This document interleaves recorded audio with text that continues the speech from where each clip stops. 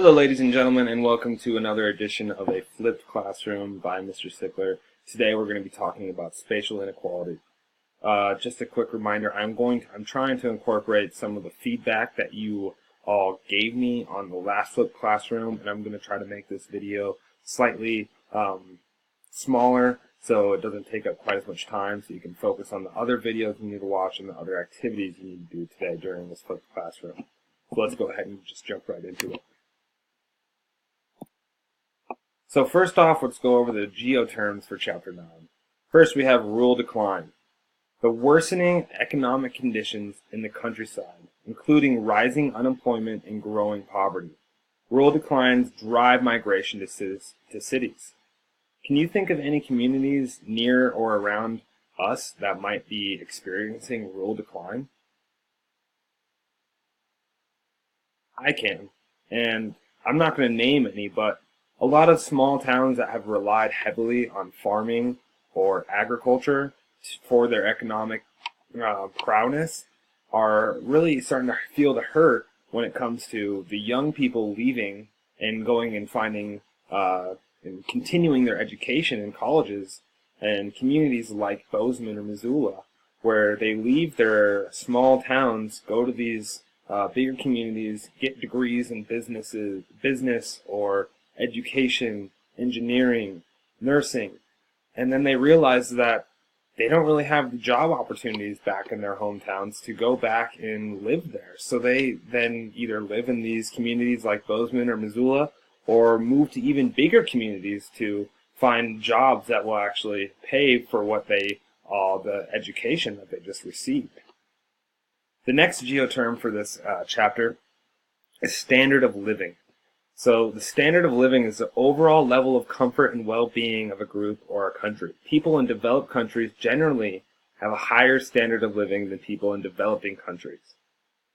Standard of living is often associated with Bozeman because Bozeman is usually seen to have a high standard of living. It's a very scenic place. We have a lot of great, gorgeous views and things to do, fishing, just outdoorsy types activities. It draws a lot of people here, and it's what a lot of people claim to keep them happy, is that the being able to just take that 10 minutes and drive up into Highlight and be able to be away from everything and get away from all the people and the commotion of the communities we live in.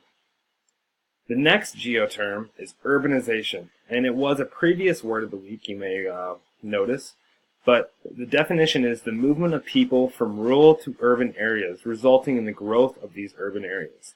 Not going to really spend much time talking about this, as it was a huge emphasis in our last unit when we talked about urban sprawl. The next geoterm for Chapter 9, and kind of the meat of this video, is spatial inequality. Spatial inequality is the unequal distribution of wealth, of resources in a geographic area, so that some places are richer than others. So you can see on the left side of the image, it is really poor, has a really terrible standard of living, and on the right side, it's the exact opposite. There's tennis courts, pools, it's green, they got vegetation, and that spiral apartment there, it looks like each apartment on that has its own pool or a hot tub. So this is kind of illustrating how within 100 yards, these two neighborhoods, how different they are in terms of their inequality of living and the standards of living. Let's take a look at some other examples of spatial inequality. So first, let's go over some consequences of spatial inequality. The people experiencing poverty or inequality are excluded from full involvement in their community and therefore active citizenship. A lot of times it costs a lot of money and time to be able to participate in your community. Something that a lot of people that are in poverty don't have. They don't have the time to be able to take work off to go and deal with certain things that are going on in the community, to be active in their community. And sometimes it's really hard for them to even get out and vote, just because sometimes the transportation is an issue. The overall understanding of the issues can be hard for some. So it's hard for them to participate in the community. They may be excluded because they can't afford the right brand of clothes, or they don't have access to a computer, or they can't afford the price of a bus fare, just like I was saying. So here's a kind of a comic kind of illustrating the spatial inequality. I'll give you a second to read that.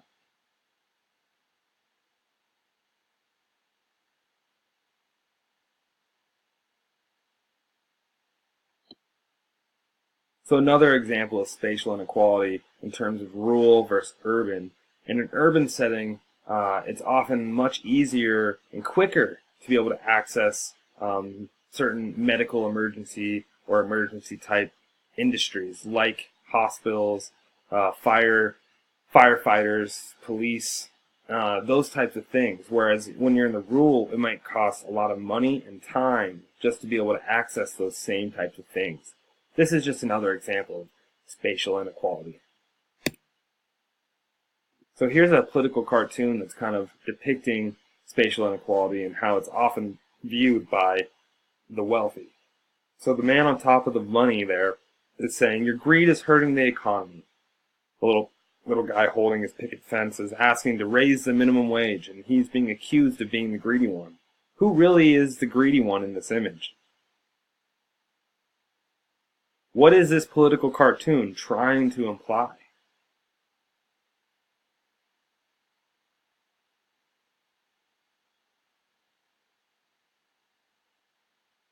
Another thing to think about. Does this political cartoon only depict how spatial inequality affects developing countries, or is this something that we see in developed countries?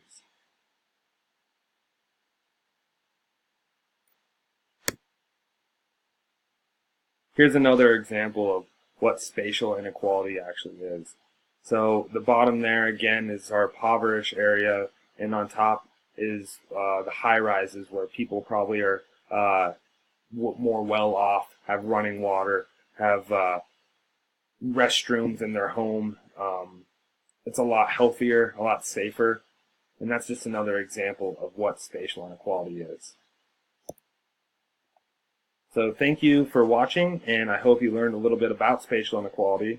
To try to drive home the point, I am going to, in this flipped classroom, provide you with a few links on a couple other videos that will depict spatial inequality specifically in Mexico City. Hope you have a great day.